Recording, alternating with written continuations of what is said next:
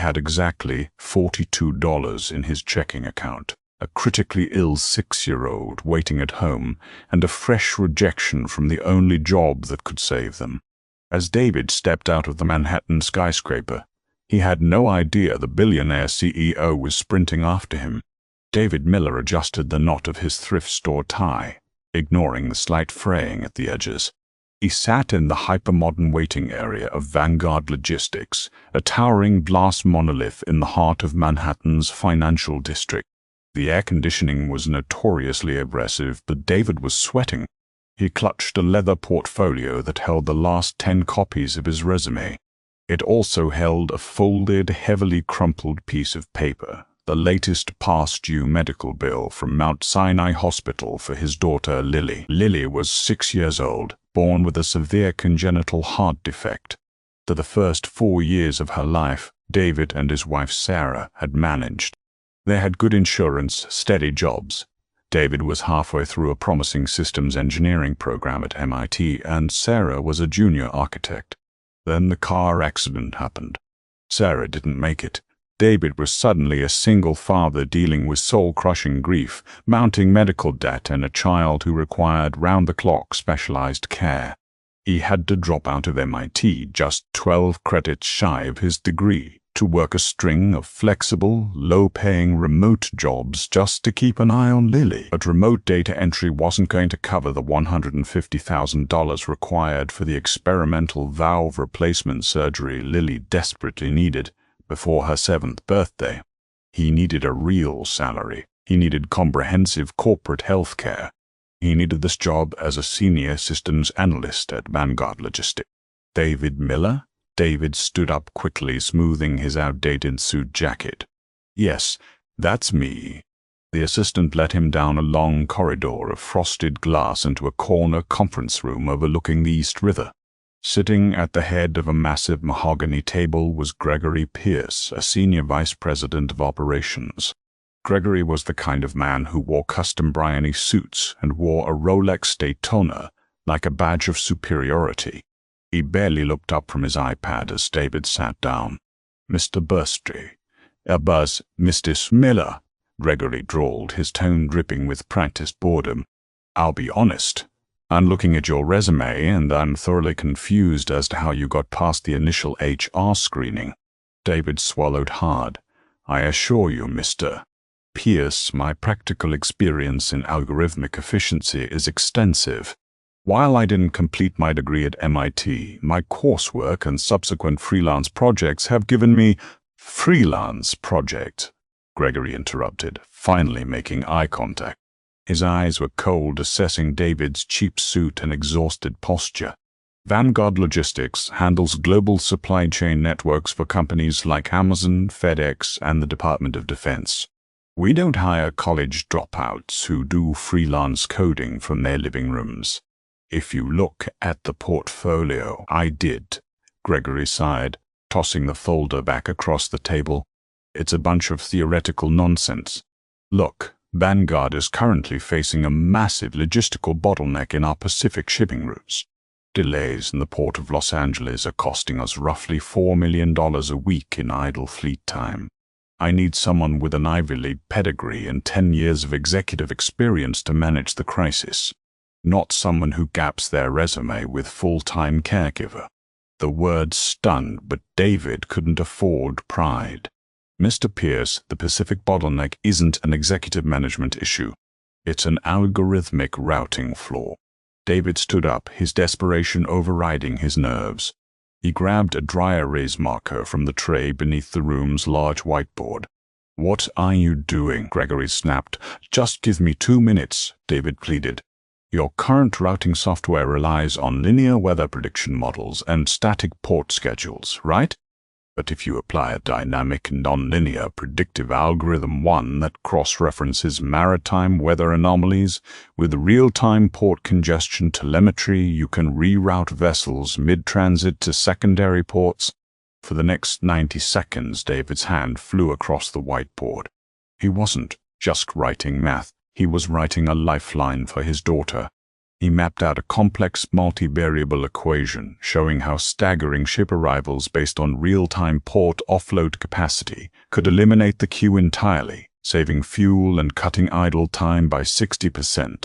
He finished, capping the marker, his chest heaving. He looked at Gregory, hoping to see a spark of recognition.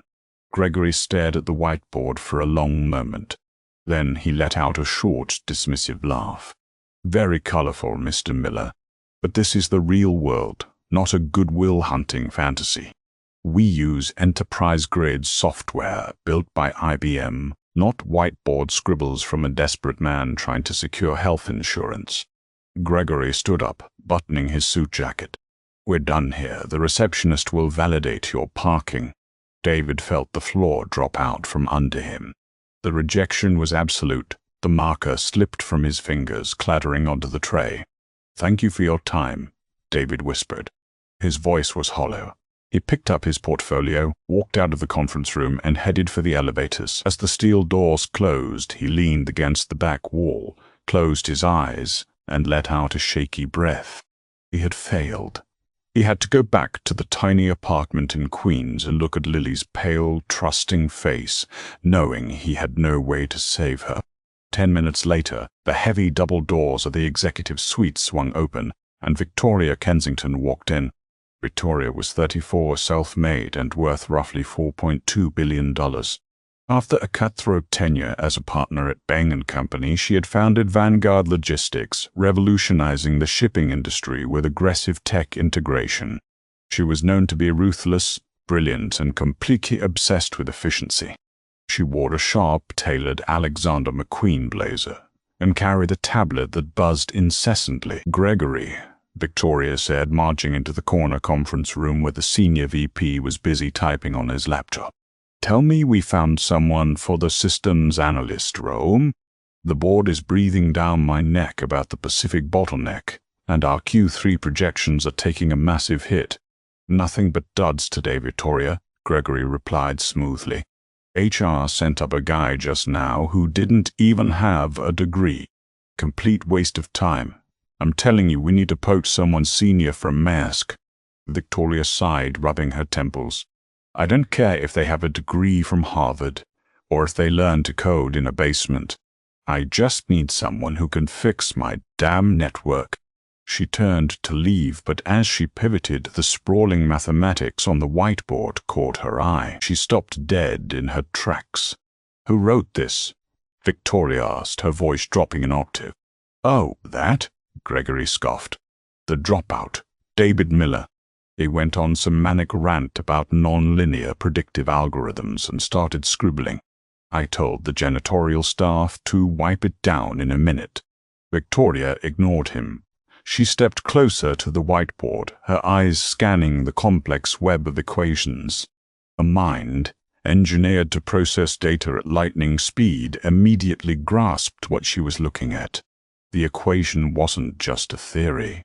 It was a complete, elegant solution to the very problem that her entire team of senior engineers had been failing to solve for 6 months. The candidate hadn't just identified the flaw in their IBM-built architecture. He had mathematically proven a way to bypass it using dynamic rerouting. It was brilliant. It was millions of dollars of saved revenue staring her in the face. He factored in maritime weather telemetry. "With localized port offload metrics," Victoria whispered to herself, her eyes wide. She traced the final line of the equation with her finger. He bypassed the linear queue entirely. "It's just theoretical garbage, Victoria," Gregory said, sounding slightly nervous now. "It's not practical." Victoria whipped around, her eyes blazing. "Gregory, you arrogant fool. This garbage just solved our $4 million a week problem. Where is he? Where is David Miller?" I dismissed him," Gregory stammered. "He left about 10 minutes ago." Victoria slammed her hand on the mahogany table. "You let a generational talent walk out the door because he didn't have a piece of paper from a university. Pull up his file, now." Gregory fumbled with his iPad, hastily bringing up David's resume. Victoria snatched the device from his hands. She scanned the document rapidly. MIT Systems Engineering incomplete reason for withdrawal solely caretaker for terminally ill dependent. Recent employment, freelance data entry, night shift warehouse logistics. Her eyes stopped on a scanned copy of a document inadvertently included in the file, a hospital bill from Mount Sinai, stamped with a terrifyingly large balance and the words PEEIATRI cardiology. Suddenly, the picture became crystal clear. This wasn't just a man looking for a job. This was a desperate father fighting for his child's life, armed with an intellect that outshined everyone in her building, and her pretentious VP had tossed him out like garbage. "Call security," Victoria barked at Gregory. "Tell them to lock down the lobby. Do not let David Miller leave the building." "Victoria, you can't just do it," she yelled, already sprinting for the door. She bypassed the executive elevator. It was notoriously slow, and hit the stairwell. Her heels clacked frantically against the concrete as she took the stairs 2 at a time, flying down 3 flights to the main concourse level. Her mind was racing faster than her feet. She couldn't lose him. Someone with that level of raw architectural vision wouldn't stay hidden forever, and she owed it to her company and, frankly, to her own conscience to stop him. She burst through the stairwell doors into the expansive marble-floored lobby of Vanguard Logistics. The space was teeming with corporate employees heading out for early lunches. "Security!" Victoria shouted, rushing the front desk. The guards snapped to attention, startled to see the Billionaire CEO breathless and frantic in the lobby. Did a man in a grey suit just leave, carrying a leather portfolio? Yes, miss." Kensington, the head guard stammered. "He walked out the revolving doors maybe 2 minutes ago, headed toward the subway station on 51st. Victoria didn't wait to hear the rest. She shoved past the turnstiles, pushing through the heavy revolving glass doors and out into the chaotic, noisy streets of Manhattan. A light drizzle had begun to fall, slicking the pavement and making the throngs of pedestrians pull out umbrellas, turning the sidewalk into an impossible obstacle course. She scanned the sea of people.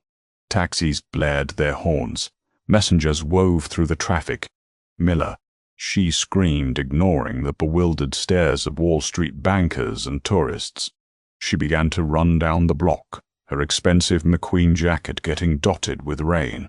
She dodged a hot dog vendor, pushed past a group of suits, and kept her eyes locked on the entrance to the 51st Street subway station ahead. Just as she reached the top of the subway stairs, she saw him. David was halfway down the steps, his shoulders slumped in total defeat, the cheap gray suit hanging off his frame. He was moving slowly, like a man carrying the weight of the entire world, reaching into his pocket for his Metro card. David Miller. The scream was so loud, so desperate that it cut through the noise of the descending trains. David stopped. He turned around slowly, looking back up the stairs. Standing at the top, out of breath, her hair plastered to her face from the rain, was Victoria Kensington. She was panting, clutching the handrail, staring down at him with an intensity that made the surrounding crowd part like the Red Sea. "Don't," Victoria gasped, taking a step down toward him. "Don't you dare get on that train." Lots. David stood frozen on the subway stairs, the rain dripping from the brim of his fedora. The billionaire CEO of Vanguard Logistics, a woman whose face was on the cover of Forbes just last month, was standing in the drizzle, chest heaving, demanding he stop. "Miss Kensington?" David asked, his voice barely audible over the rumble of an approaching F train. "Get back up here, Mr. Miller," Victoria commanded, though the sharp edge of her usual executive tone was softened by genuine breathlessness. She walked down 3 steps, oblivious to a commuter bumping roughly into her shoulder. "Your algorithm, the dynamic, non-linear routing you mapped on Gregory's whiteboard. How did you account for the latency in the ship-to-shore telemetry?" David blinked, completely derailed by the question. I used a predictive decay matrix.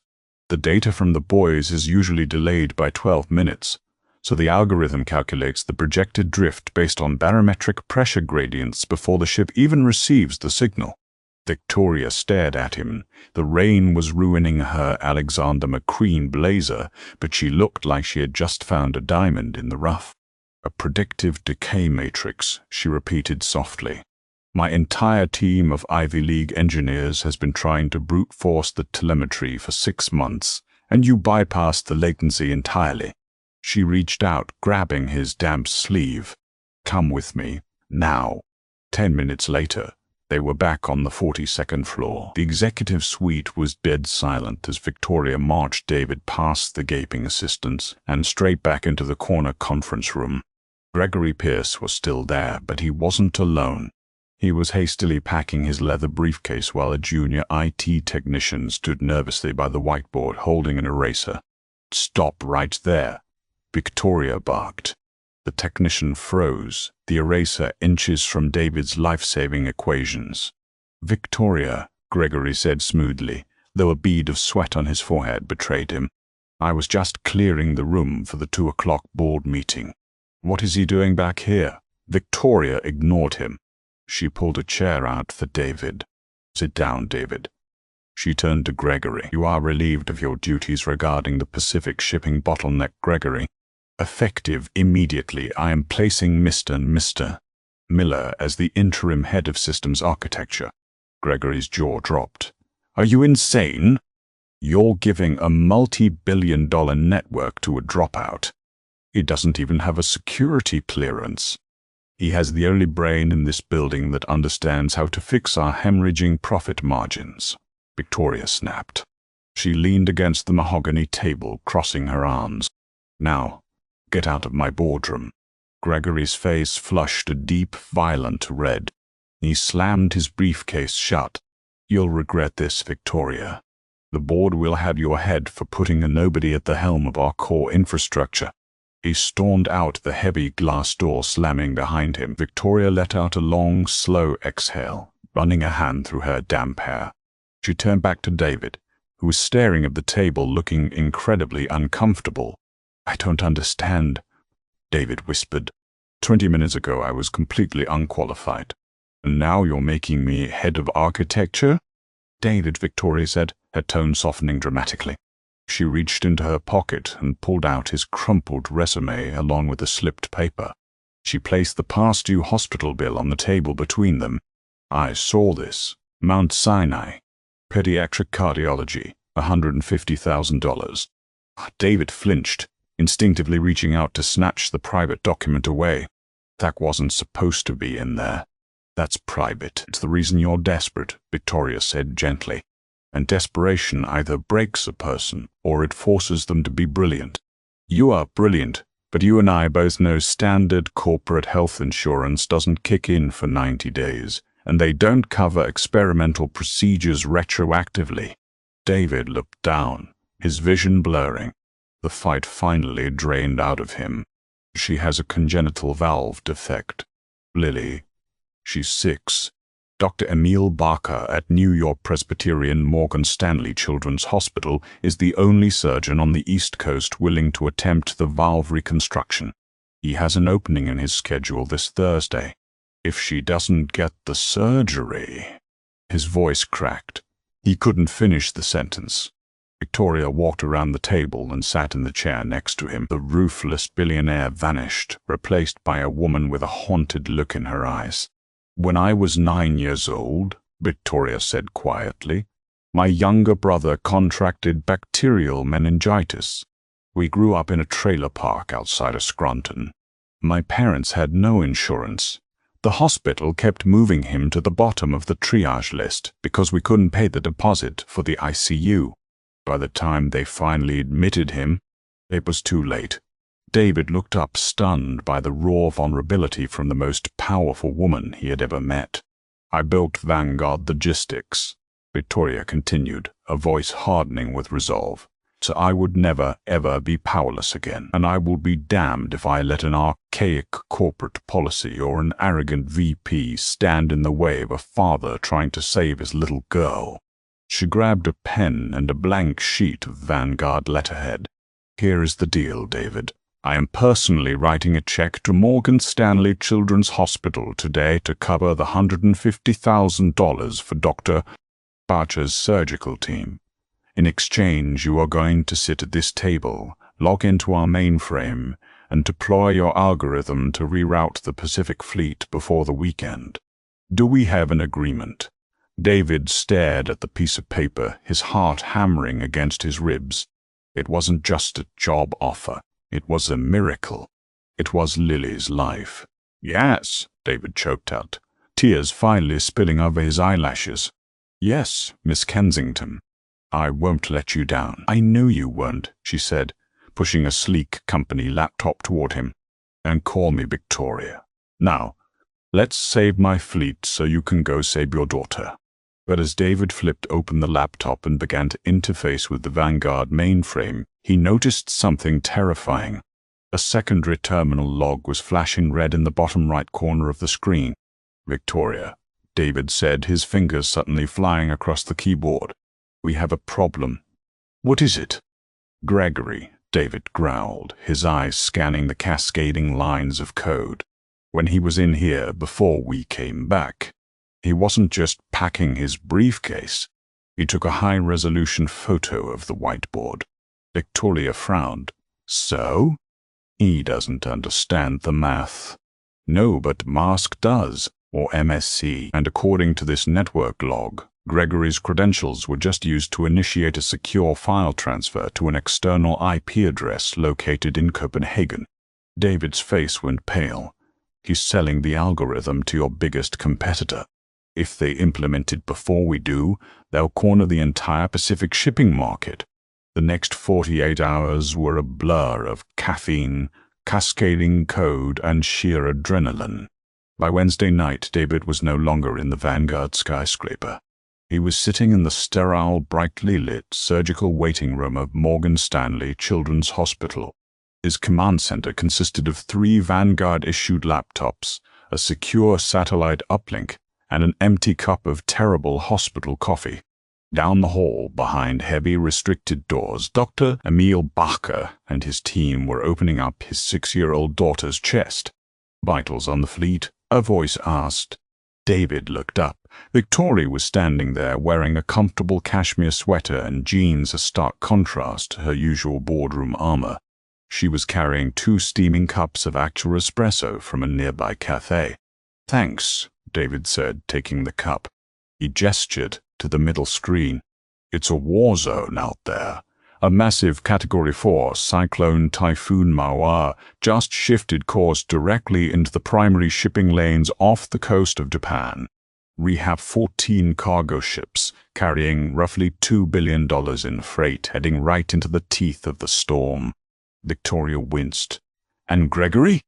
"Not Strom. I managed to lock down the internal network before his transfer to Copenhagen completed," David explained, typing a rapid command to update the satellite imagery.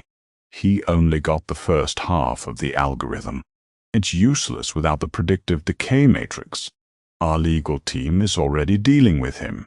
But right now, the storm is the real threat. Can the algorithm handle a Category 4 anomaly?"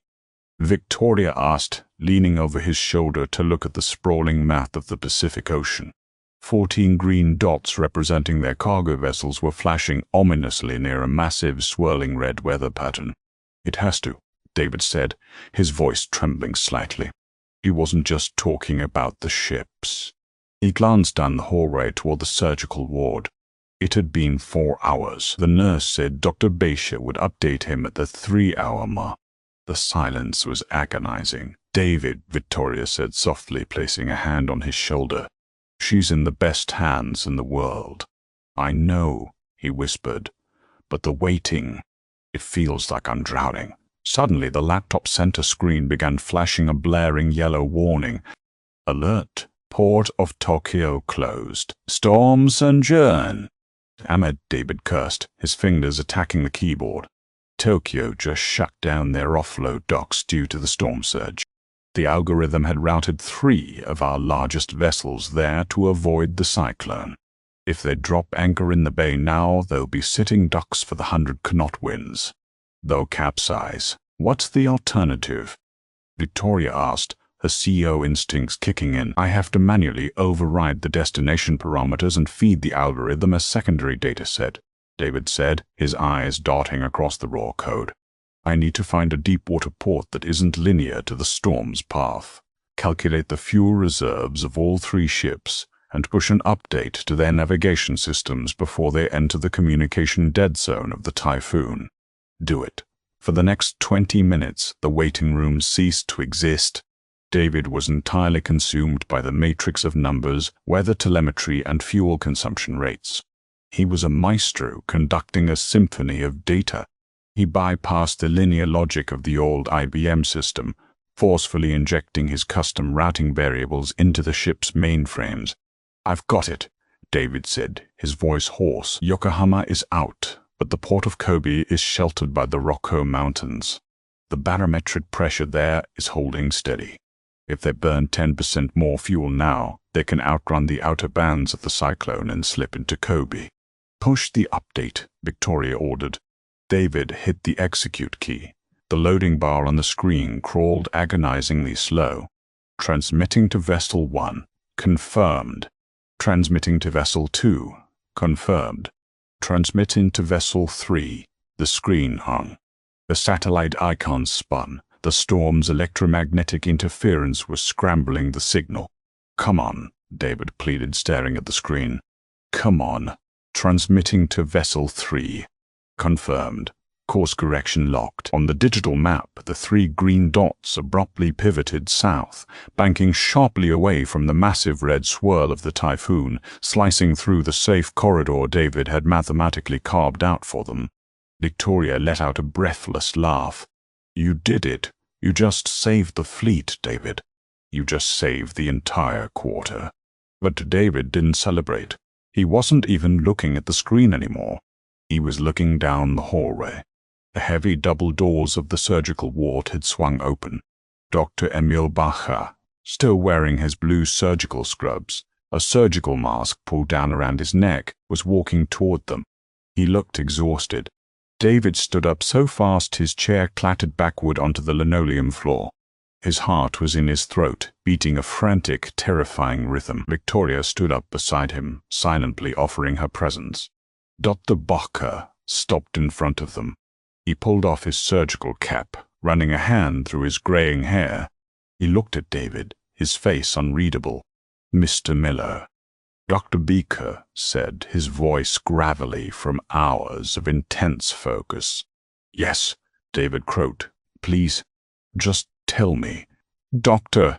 Bacher's exhausted face suddenly broke into a warm, reassuring smile.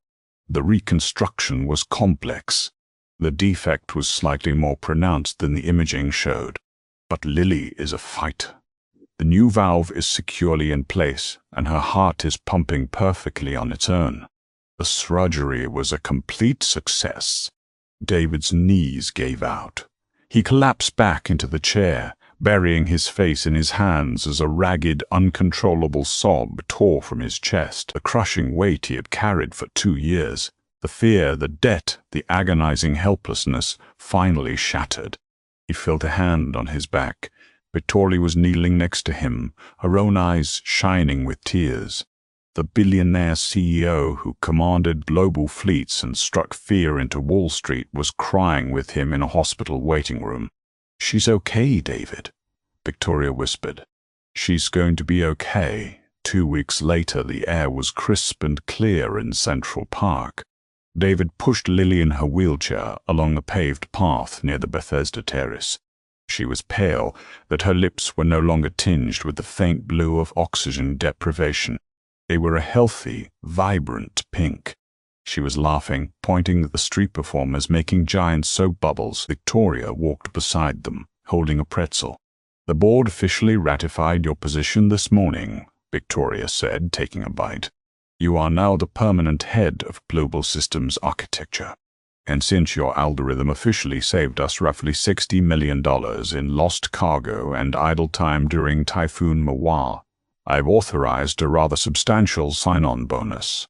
David looked at Victoria, his heart overflowing with the gratitude that words could never adequately express. You didn't have to do any of this, Victoria.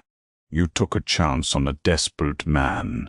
No, David, Victoria smiled, looking down at Lily, who was happily watching a massive bubble float into the sky. I took a chance on a brilliant man who was fighting for the right reasons. Never apologize for what desperation teaches you. It makes you unstoppable. David smiled, looking from his healthy daughter to his new friend. The storm was finally over, and for the first time in a very long time, the future looked incredibly bright. If this story of David's relentless fight for his daughter and Victoria's unexpected act of humanity moved you, please hit that like button. Don't forget to share this incredible journey of resilience and redemption with your friends to spread the inspiration. Subscribe to our channel for more dramatic, real-life stories that prove miracles happen when you refuse to give up. See you in the next video.